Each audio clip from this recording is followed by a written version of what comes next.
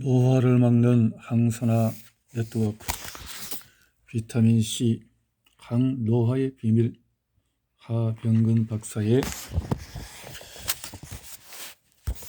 이어서 고전의 치료법을 과학으로 풀다. 의사의 자리에서는 알 수 없던 것들을 환자의 자리에서 찾게 되었고, 몸이 많이 안 좋았다는 거죠. 그래서 더 깊이 연구를 할 수 있는 계기가 된 것 같습니다. 의사의 눈으로 볼 수 없던 것들을 환자의 눈으로 보게 되었다. 의사가 된 후에 내가 가진 난치병을 치료하기 위해 떠난 20년의 여행길에서 벌거벗은 임금이 되어버린 의학의 부끄러운 모습들을 보았고, 그러한 모습들을 지켜보면서 내가 해야 할 일은 지금의 의학은 뻘거벗고 있다라는 이야기를 전해주는 것이라고 생각하게 되었다. 난치병 환자들의 치유를 도울 수 있는 의학들이 있는데도 의학의 한계라는 말과 함께 외면해버리는 직무유기의 단면들을 접하게 되었다. 이 모습을 지켜보면서 의학이 서 있는 패러다임을 돌아보았다. 그렇게 돌아본 뒤안길에서 기존 의학이 한계라고 이야기하는 것들이 결국 주류 의학이 버리지 못하고 있는 패러다임에서 비롯한다는 것을 알게 되었다. 패러다임, 경제 논리가 이익 집단들이 건강이라 하는 그 주제를 역으로 경제 논리로 풀어나가고 있으니까 그렇다 이 말이죠. 현대 의학을 이끌어가는 축은 의사들이 아니라 자본으로 무장한 거대한 제약사다. 이러한 의학의 구도는 잘못된 패러다임을 더욱 왜곡시키며 옳은 방향으로의 전환을 허용치 않고 있다. 그렇죠. 질병관리청 등등이 이렇게 하는 일들이 정부 기관의 개입이 없이 정말 진정한 국민을 위한 이 학자들의 연구를 통해서 데이터를 통해서 정확하게 해야 되는데, 그렇지 못한 오늘 현실이 역시 여기에서 기인하고 있다라는 생각이 이어지고 있습니다. 의학이 말하는 치료법이 없다라는 말을 받아들이지 못하면서부터 시작된 여행길에서 나는 나를 도울 수 있는 여러 치료법들을 찾아내었다. 그리고 그렇게 찾은 치료법들이 이미 오래전부터 거기에 머물러면서 환자들을 치료해내고 있었다는 사실을 알게 되었다. 모두들 혈안이 되어 앞으로만 내달리는 사이에 중요한 옛것을 잊었고, 그렇게 잊힌 과거는 돌아오지 않았다. 나의 여행은 그렇게 잊힌 옛날을 찾아서 거슬러 올라가는 데에서 시작되었고, 그 여행길에서 의학의 구조적인 문제점과 길을 가로막고 서 있는 자본의 아름답지 못한 모습을 보게 되었다. 의학은 자본에 세뇌되었고, 세뇌된 의학은 자본이 이끄는 대로 흘러가고 있었다. 불완전한 과학을 전능의 진리로 만들어버린 채 의학은 과학의 볼모가 되어버렸다. 사람을 살린 의학의 치유력이 불완전한 과학을 납득시키지 못하는 이유로 사라져버렸다. 그렇게 버려졌다. 그렇게 버려진 의학의 치유력을 찾아낸 뒤에 나는 내가 배운 의학과 과학으로 그 코드를 하나씩 풀어나갔다. 불완전한 과학이 풀지 못하던 코드를 풀어내면서 나는 지금껏 버려져 있던 치유력을 이어낼 수 있는 의학론을 만들었다. 비타민C 치료법으로부터 시작한 디코딩이 글루타치온으로 이어지며 인체 내 항산화 네트워크의 움직임을 찾아 나갔고, 거기에서 컴퓨터가 0와 1이라는 두 숫자로 모든 프로그램을 가동하듯이 사람은 산화와 환원이라는 두 언어를 통해서 모든 생명 현상과 소통하고 있다라는 하병근 의학론을 만들었다. 하병근 의학론은 기존 의학이 손을 놓은 난치병을 짊어진 어느 의사가 20년을 투병하며 찾아낸 고전의 치료법들을 시대가 요구하는 과학으로 풀어낸 의학 이론이다. 참 대단한 주류 의학에서 막아버려서 보지 못하던 것을 이 대단한 참 연구심으로 자신의 몸이 망가진 속에서 답을 찾지 못하던 그 속에서 스스로 찾아내어서 이 의학을 만들어냈다 이 말인데요. 동양의 음양과 서양의 리독스. 서양의학은 과학을 기반으로 하고 동양의학은 철학으로부터 출발한다. 난치병으로 투병하던 나는 한국에서 해볼 수 있는 것은 다 해보았다고 할 수 있을 정도로 병원과 한의원들을 찾아다녔고 어디엔가 있을 영한 의사 선생님을 만나보기 위해서 발품을 팔았다. 번번이 소용없는 일이라는 것을 알게 되면서 나는 어머니의 손을 잡고 다시 의학의 문을 열고 들어섰다. 그러면서도 의학의 문을 들어섰다. 그렇게 의학을 공부를 했다. 답도 없는 의학에 대한 공부를 했다 이 말인데요.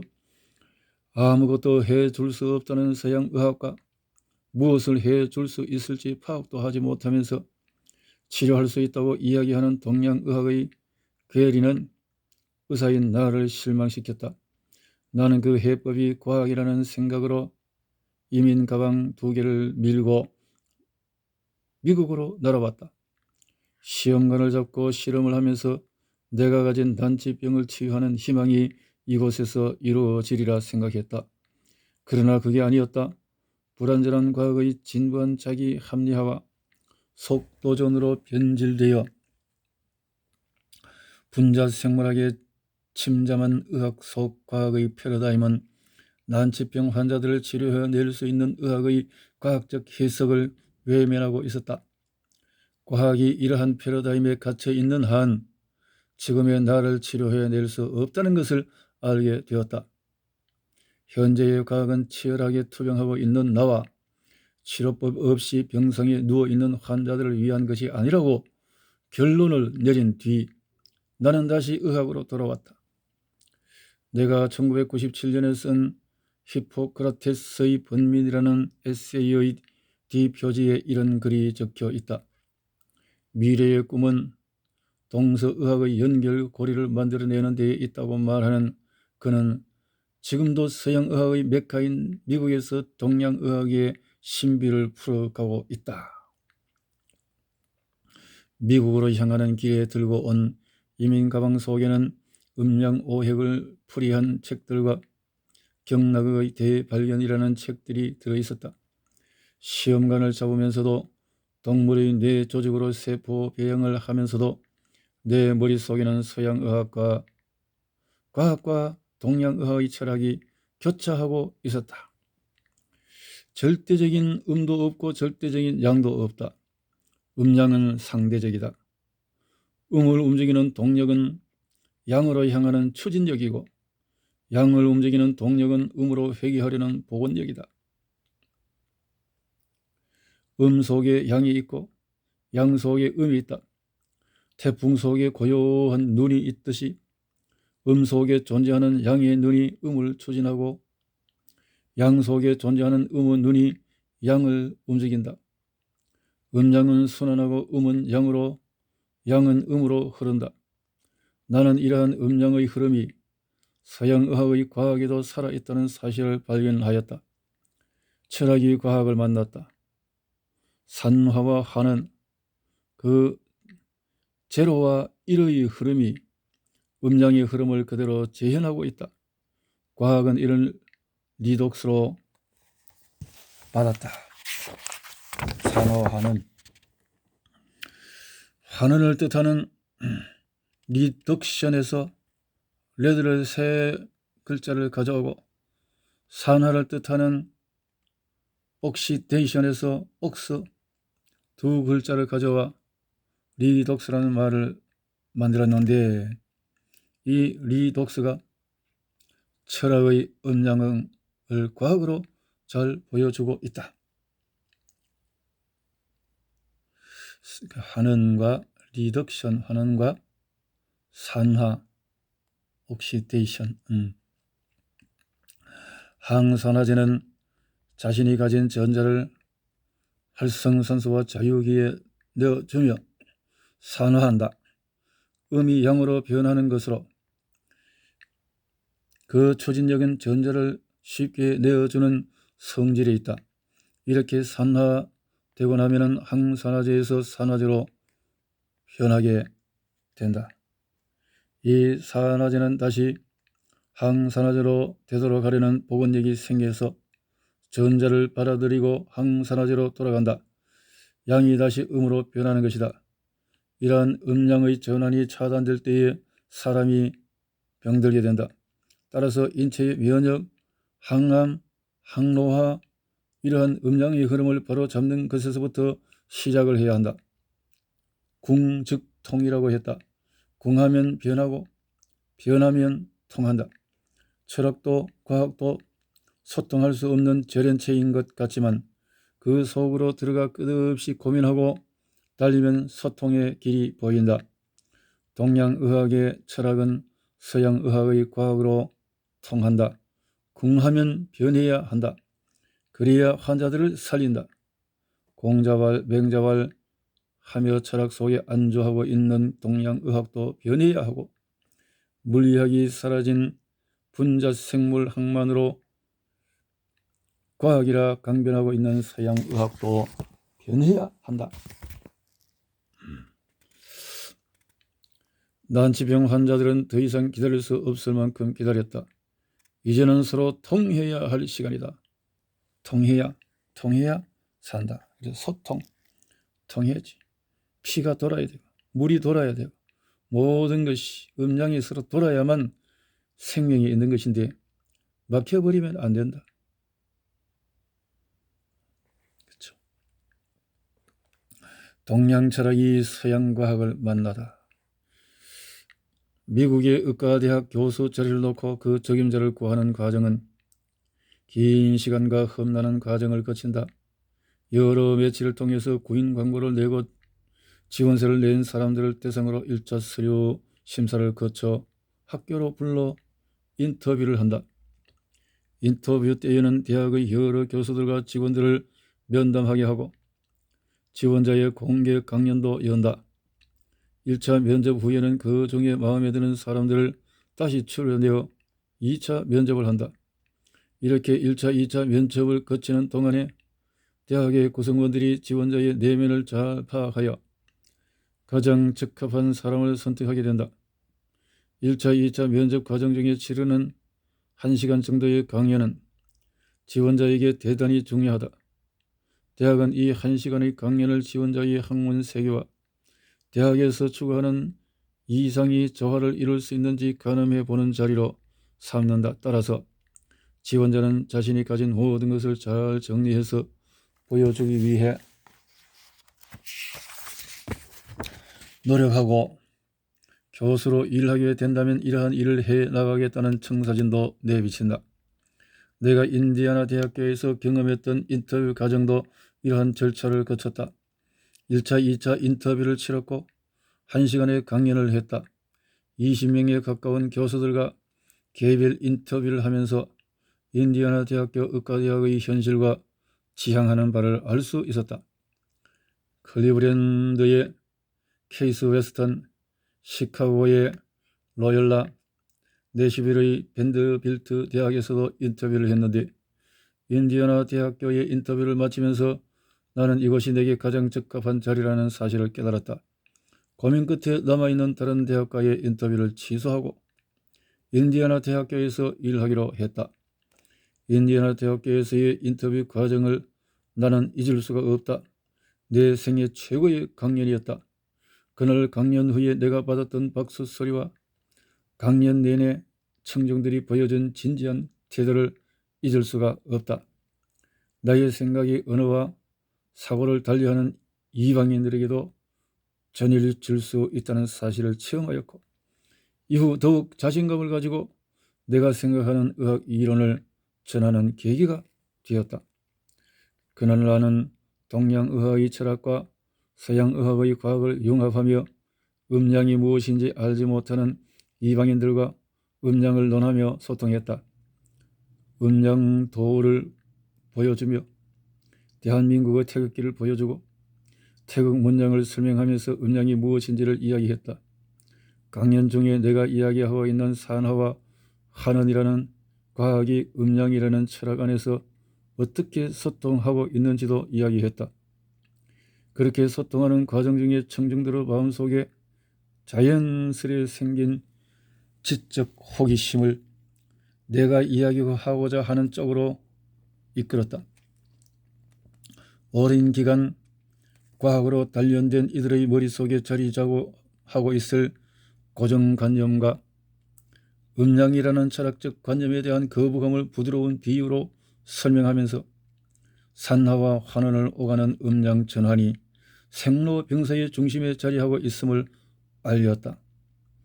여러분들은 동양의 음양 철학이 생소해 보이겠지만 이러한 음양 사상은 서양 과학의 리독스라는 개념으로 풀어가면서 소통할 수 있습니다. 리독스는 하나의 세포가 나타내는 산화 환원 지표라고 할 수 있습니다.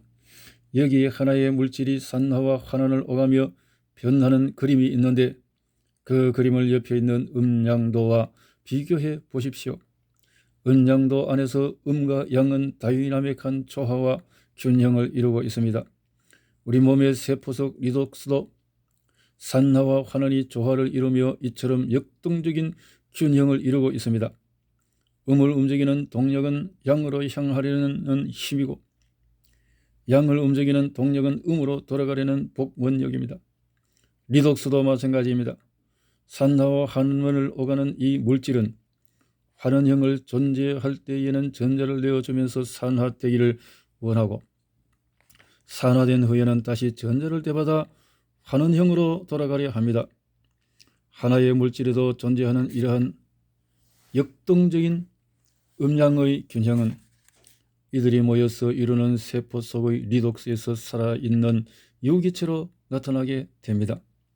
강연 도중에 태극기를 보여주고 태극 문양을 보여주며 우리들은 자라오면서 이러한 음양에 대해서 친숙해 있다고 이야기했습니다.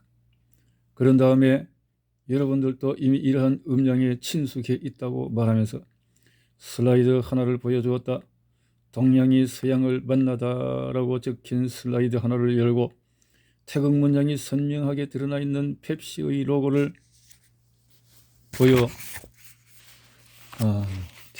펩시의 태극 문양이 있었나 봐요. 펩시는 한국 정부의 문양 사용 로열티를 내야 한다는 농담도 했다. 청중들의 웃음소리가 커졌다. 그러는 사이에 푸른 눈의 이방인들은 밝게 웃으며 음양 안으로 성큼 들어서고 있었다.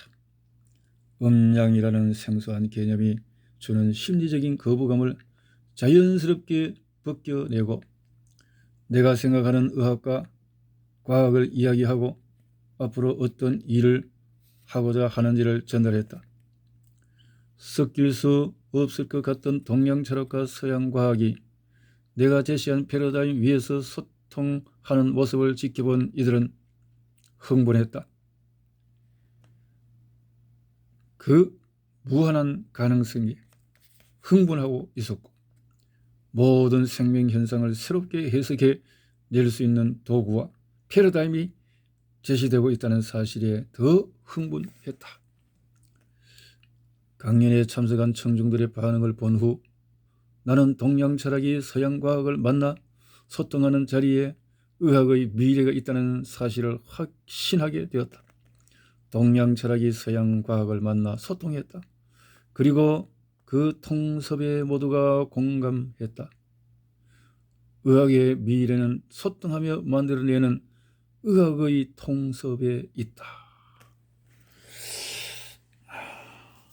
이렇게 참 외국의 서양 의학과의 괴리감을 동양에서 가서 잘 연결시키는 소통의 장을 첫 강연에서 멋지게 했군요.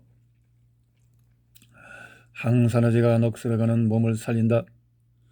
하병근 의학론이 만들어지게 된 계기는 비타민C 치료법을 직접 내 몸에 시행하면서부터이다. 내 몸을 고치겠다는 생각으로 가득하던 젊은 시절, 나는 내 모든 것을 제어하고 있는 난치병을 떨쳐내기 위해서 책을 잡고 공부했고, 타당하다는 생각이 들면 주저없이 시행했다. 그 중에 하나가 비타민C였다. 비타민C를 하나의 물질로만 알고 있던 내가 비타민C 치료법을 알게 되면서 의학의 역사를 다시 보기 시작했고, 거기서 난치병 환자들을 살릴 또 하나의 음양오행 원리를 터득하게 되었다.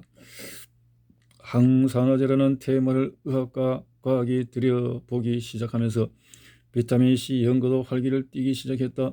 비타민C를 외면했던 사람들도 논리적으로 펼쳐지는 비타민C의 항산화 효과를 더 이상 외면할 수 없게 되었고, 그간 제대로 설명해내지 못하던 비타민C의 질병 예방과 치료 효과도 항산화 작용을 촉으로 해석되고 있다. 비타민C 의학의 르네상스가 도래하고 있는 것이다. 비타민C의 항산화 작용을 설명하기 위해서는 먼저 인체 내에서 일어나는 산화작용을 알아야 한다. 우리 주위에 쉽게 눈에 띄는 현상으로 산화작용을 살펴보도록 하자. 대표적인 것이 공기 중에 놓인 철에 녹이 쓰는 현상이다.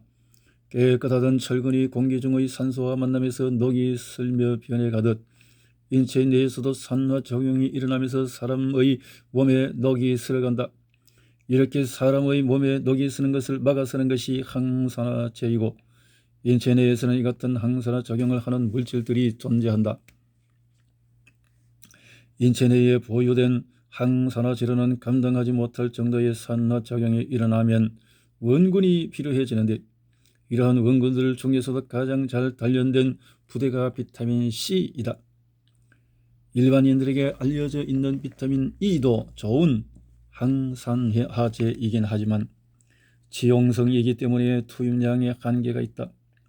이에 비해서 비타민C는 수용성이라서 산화제라는 적군을 물리치고 항산화제로서의 임무를 다한 뒤에 사람 몸을 떠나기 때문에 대부대를 투입해도 무리가 없다.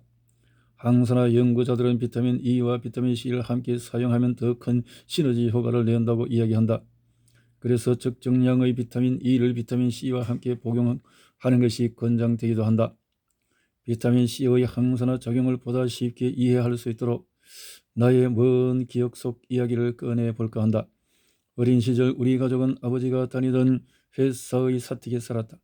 그 동네 큰 길에 며칠에 한 번씩 청소차가 들어왔다. 새벽정이 울렸네. 새아침이 밝았네. 너도 나도 일어나 새마을을 만드세. 살기 좋은 내 마을 우리 힘으로 만드세.